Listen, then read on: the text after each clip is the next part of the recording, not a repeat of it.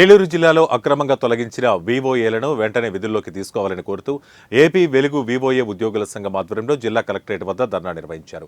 అన్యాయంగా తొలగించిన వీవోఏలను వెంటనే విధుల్లోకి తీసుకోవాలని, ఉద్యోగ భద్రత కల్పించాలని, 8 నెలల వేతన బకాయిలు తక్షణమే చెల్లించాలని, వీవోఏలకు గ్రూప్ ఇన్సూరెన్స్ సౌకర్యం కల్పించాలని డిమాండ్ చేశారు. నా పేరు సుభాష్ని.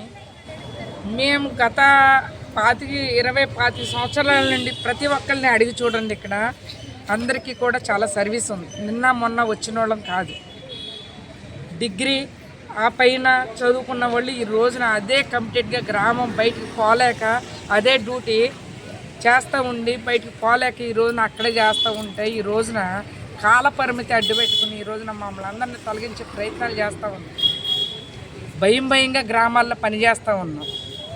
ఈ రోజున ఇన్ని సంవత్సరాలు గుండె ధైర్యంతో మేము పనిచేసిన వైసీపీ చేసిన ఒక్క పనికి కాలపరిమితి జీతాలు పెంచామన్న పేరుతో ఆ దిక్కుమాల కాలపరిమితి తీసుకొచ్చారు.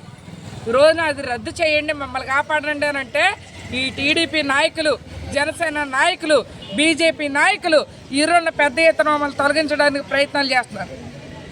ప్రధాన సమస్యలు డిమాండ్ మాకు ప్రధానంగా కాల పరిమితి రద్దు చేయాలి. ఇది ప్రభుత్వాలు తీసుకొచ్చిన ప్రభుత్వాలే రద్దు చేయాలి.